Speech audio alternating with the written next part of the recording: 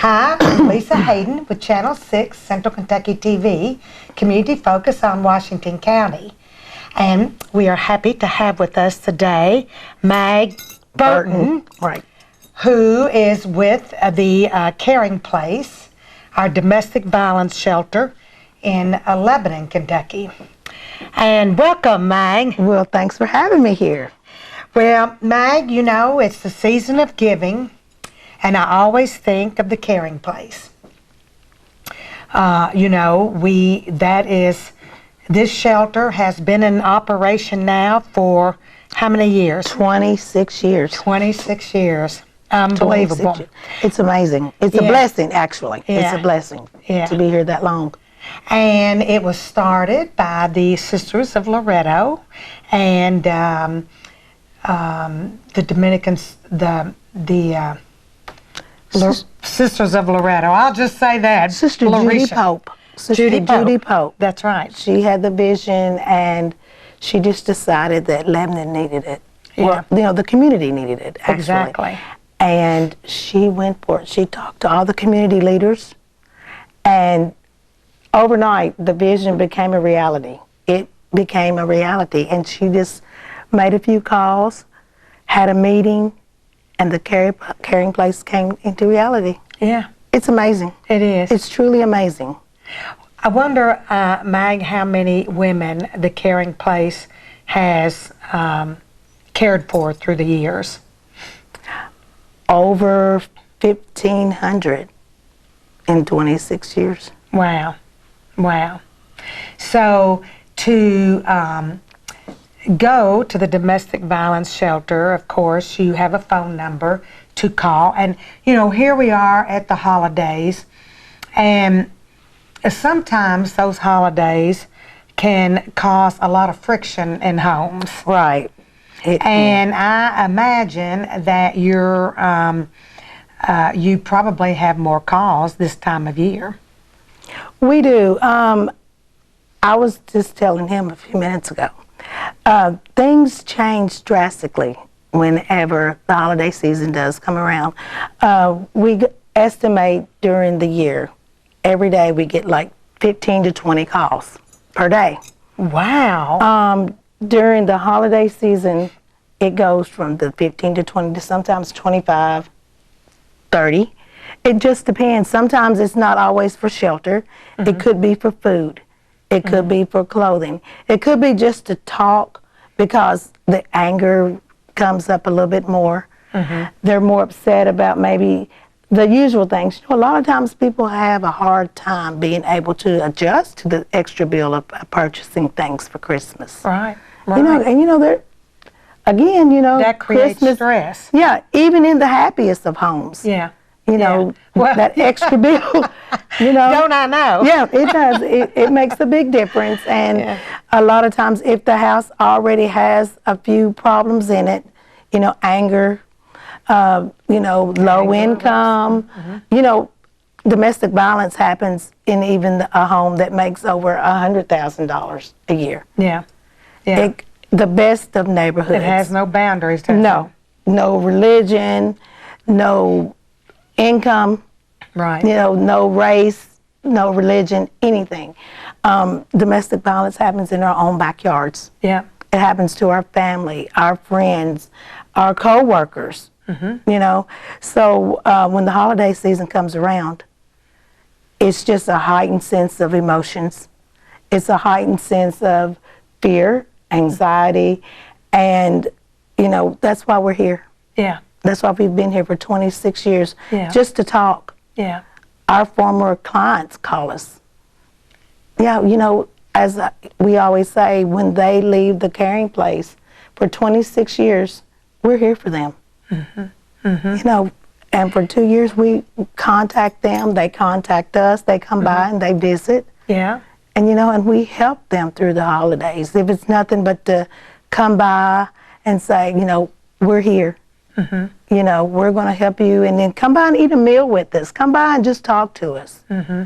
And we help them get their Christmas together. Help them de-stress and yes, and maybe help the children. Yeah. Because many of these situations are women Not that, I mean, I know that there are men out there that are victims of domestic violence, but not, of course, and is those numbers, I think, are a lot less than what there are with the women and children. And so you, of course, are a residential facility as well. So women can call you and bring their children We have men and that stay call. there. And you have men that We call? do have men that call. Domestic violence for men is on the rise daily. A lot of people are amazed at how many men do call us. You know, men kind of sweep it under the rug. Mm-hmm. They feel embarrassed that maybe their partner has been abusive to them. But, you know, we tell them, you know, it happens everywhere. It's more prevalent than what they can imagine. Mm-hmm. A lot of times they're worried that their coworkers, their family again, their friends, even, you know, hide it 'cause they they don't hide want it them. because, you know, everybody wants a man to feel macho. Yeah. It doesn't have a thing to do with feeling like you're a man, because your girlfriend, even your brothers or your sisters can be violent towards you. You know, a lot of times the family member, the mother, is sometimes violent towards the son, and he has to get out of that home. Mm.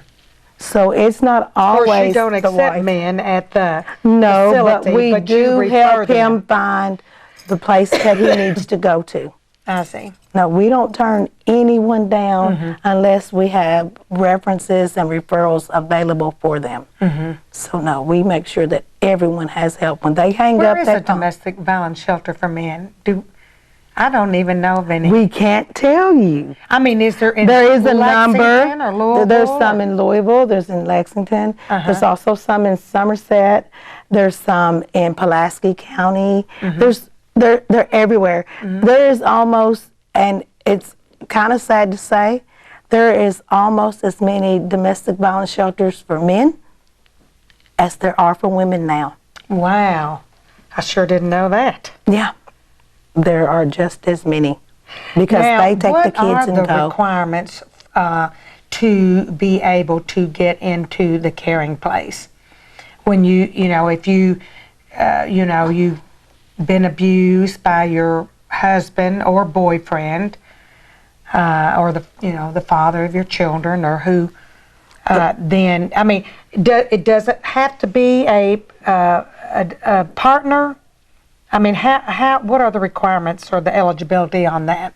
The most important thing is that you just call us. That's the first step.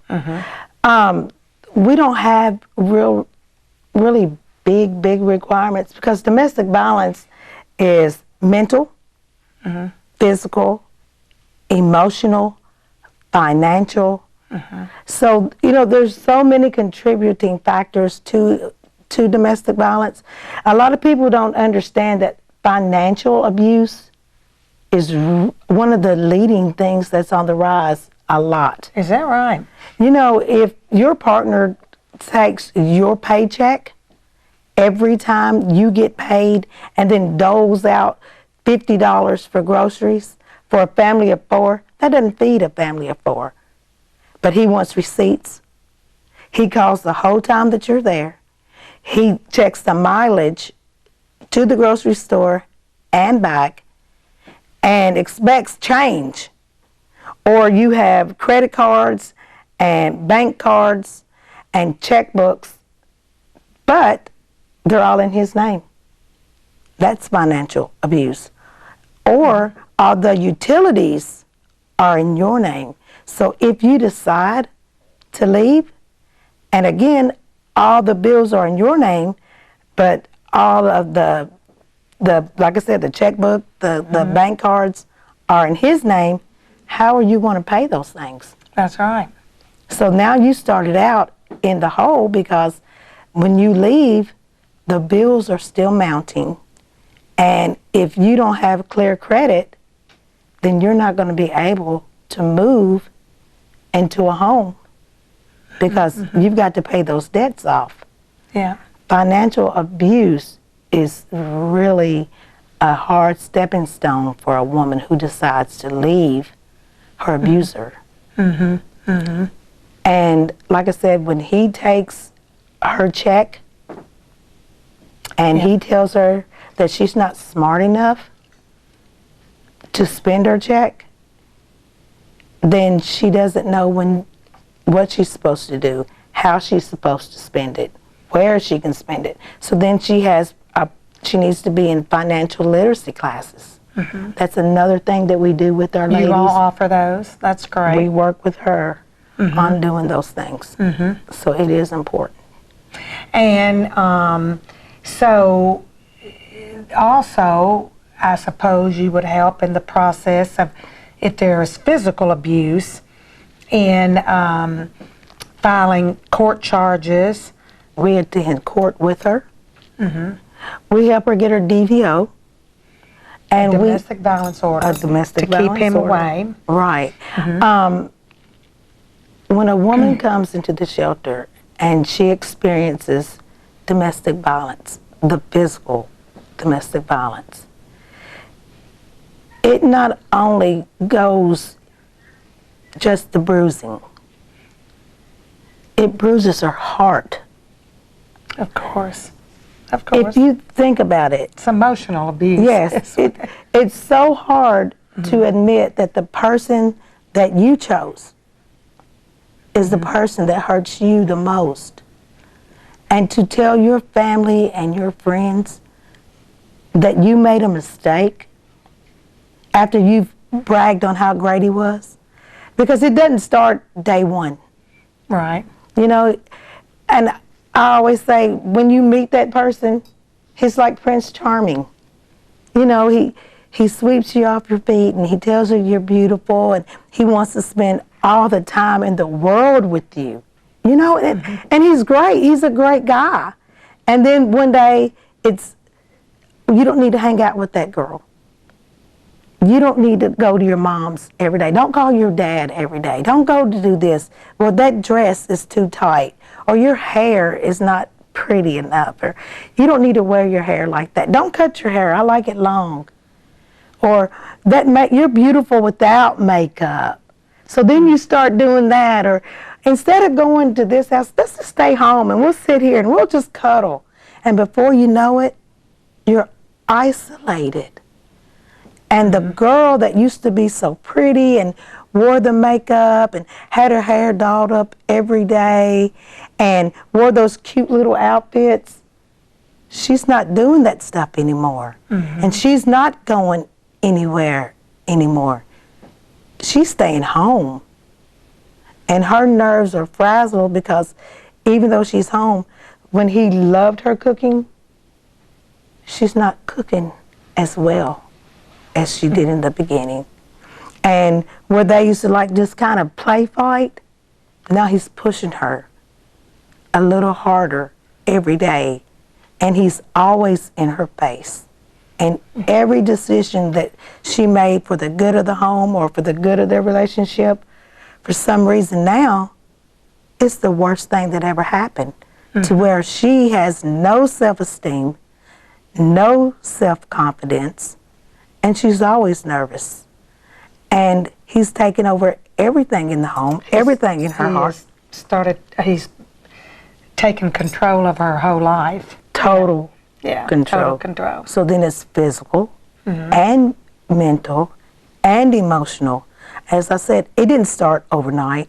It was piece by piece because it was cold and calculating. And she becomes his prey and his prize. And if you're a prize, you're kept on a shelf. And that's exactly where he wants her, in that house, where that is his shelf. And before you know it, that's where she stays. Right. And so, Mag, if she decides to come to the shelter, then there's a number she can call, and you would help her, you know, get the domestic violence order and proceed with that. And she could stay in the shelter, bring the children if there's children in the home. So, and I don't know how many people you can house at one time. We're a 16-bed facility. She can call us at 270-692-9300. We're open 24 hours a day, 7 days a week, 365 days a year. And she, like I said, we even have a Facebook page. So if she wants to just Facebook, she can do that, message us, anything. If she feels better, we have the Caring Closet, which is also like an outreach center. So if she wants to come down there, she can do that. And there's so many ways. And at the Caring Closet, you have Clothing, furniture, housewares, household items, and everything. people can donate to that, Mag. Here it is, as we mentioned, the holidays. So I know you're always in need of, donated items for the Caring Closet, which is downtown. It's at 221 West Main Street. It's in the basement. And then those items also help people when they have to go and when they are able to get on their own and into an apartment and gain their independence. And so you all provide assistance with that as well. Right. And then, so I know that you accept donations. Yes, we do. Financial donations or any type of donation. Anything.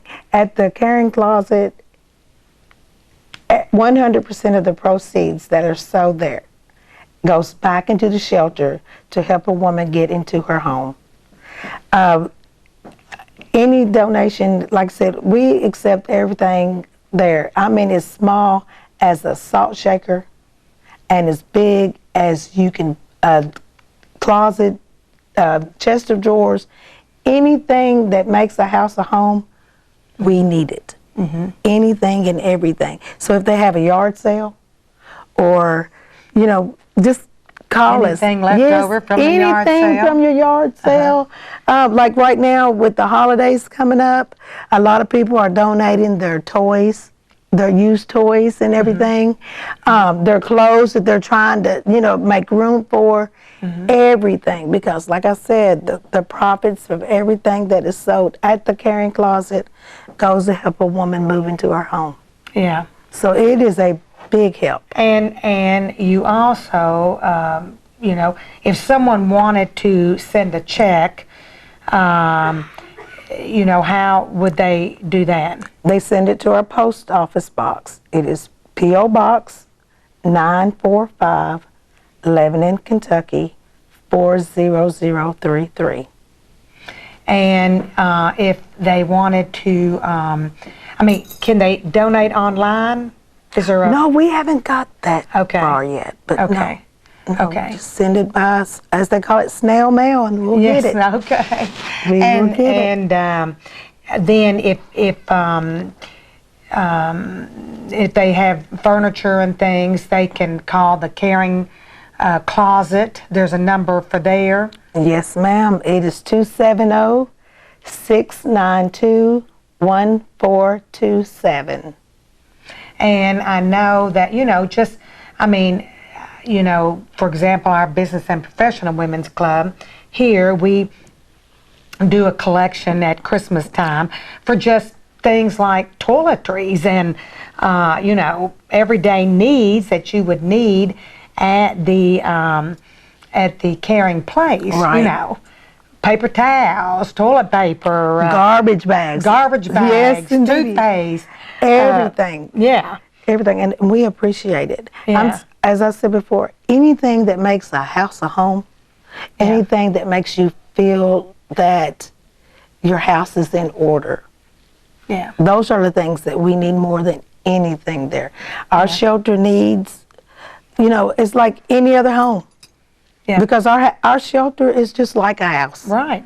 It is, and so you have bedrooms and beds and sheets and pillowcases. I mean, anything.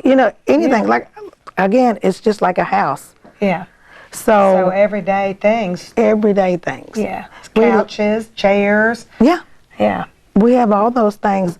We laughed one day. We said, we even have a need for light bulbs.